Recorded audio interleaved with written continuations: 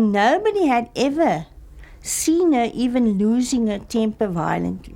After interviewing some of the role players, it becomes clear that Ria Wolmerans had a strong and domineering personality in contrast to Mariette's more lenient and submissive character.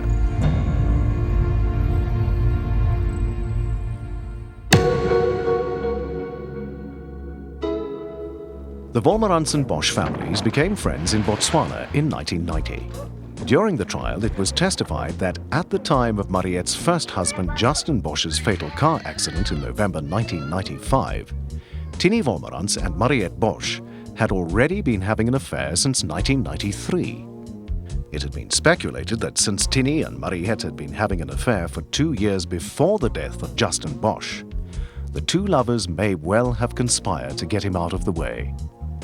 This is a serious allegation, and one that warrants exploration.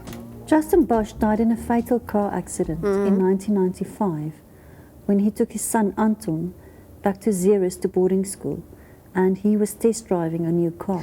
Yes, something that worries me is that rumor that was going around that Mariette apparently gave her son Anton some pills to give his father to take on the way back from the boarding school. Was there anything strange about his death? We've heard stories that she gave him tablets to drink so that he wouldn't fall asleep. Did Mariette actually give it to Justin? No, she gave it to Anton yeah, to give to his father. because he took the kids to school, back to boarding school, and she said to her son, give these tablets to your dad so when he comes back he doesn't fall asleep. I mean, why didn't she give it to him and say, yeah, Directly. drink the tablets so you don't fall asleep? And I mean, he was a traveling man. Apparently he traveled the whole Botswana because he was involved in boring water.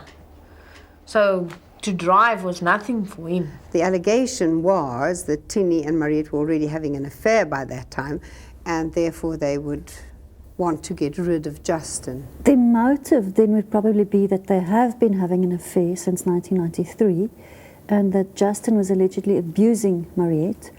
And don't forget, there were rumors that his estate amounted to millions. And apparently she got quite a lump of money from his death. It was in the million pulas or something. And just 6 months after that, my sister died. What do you think happened to the million pula? We heard that her daughter, while she was in prison, her daughter had a raving time with the money.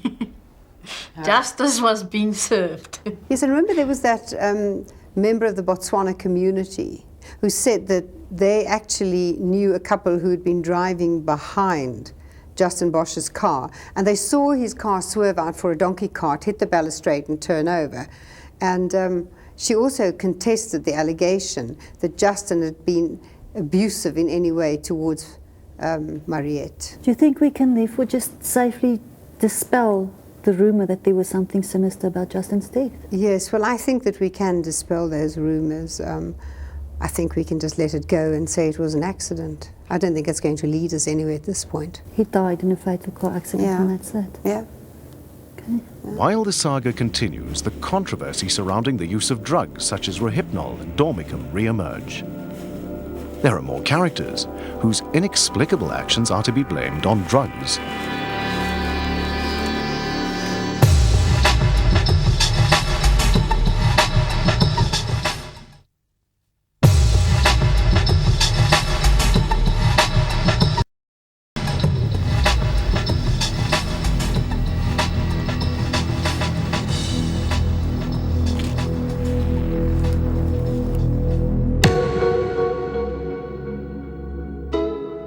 On the evening of the 26th of June 1996, Ria Wolmerans was carrying a tray of teacups from her lounge to her kitchen, was shot in the back at point-blank range. Her neighbor, Mrs. Janet Squire, testified that she'd heard 2 shots at about 8:45 that evening. She couldn't see anything at the Wolmerans house and ignored it.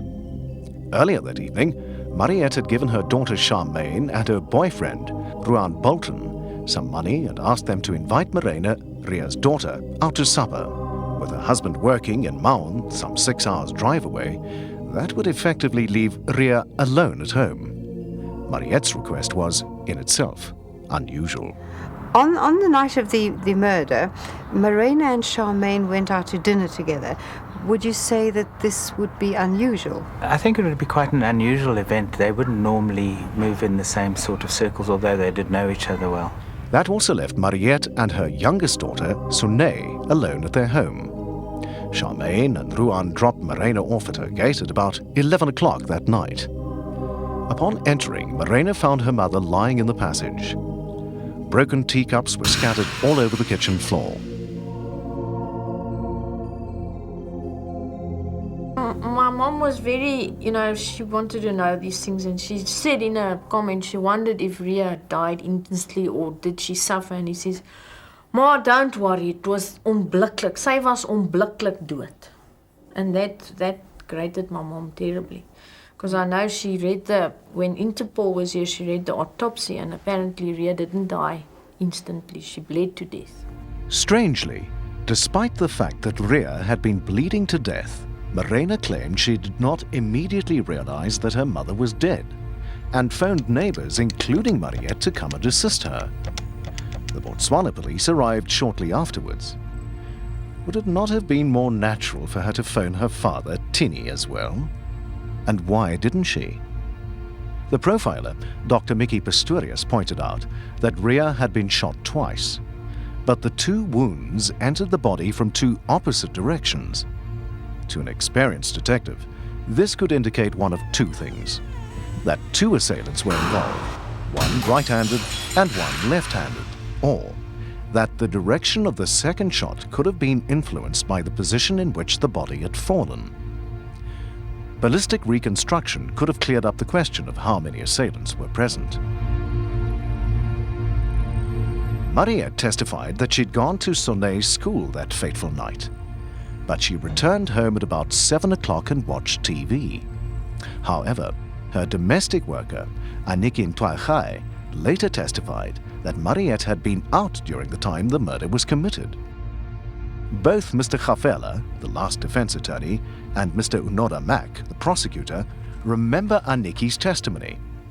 There were several allegations that the domestic worker, Aniki, was threatened by Mr. Wolmarans should she give evidence in court. Aniki did give evidence. But were you aware that she was threatened? Well, that's what the evidence says. If I recall, one of her statements was that Mr. Wolmarans said, "Look, if you make mention that Miss Porsche left the house, I would kill you." It's there in the record. Was there any other evidence given that Mariette had actually left home that night? Well, the evidence from the maid was that she left. She left? She left the house around 8 o'clock, 8:30. I can't remember exactly. Yeah. But it's also on record. Tini had approached Mr. Evans Brown, director of the Hypnosis and Psychic Center in Edenvale, Johannesburg, to hypnotize Mariette during 1997 to establish her alibi.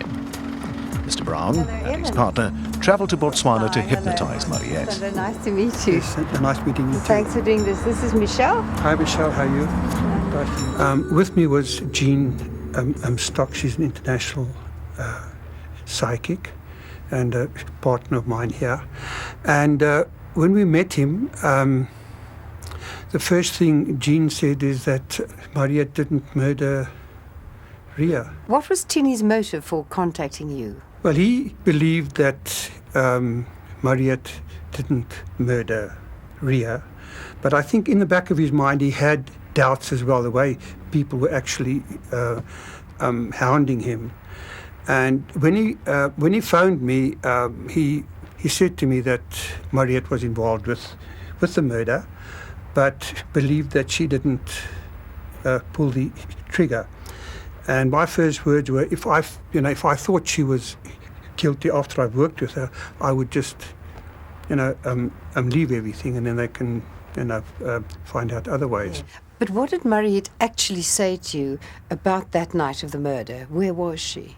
The night of the murder, she was in bed with her daughter, and I verified that because With the youngest daughter. Yeah, Sine. yes. I met up with Aniki, that's her maid. I had an interview with her, and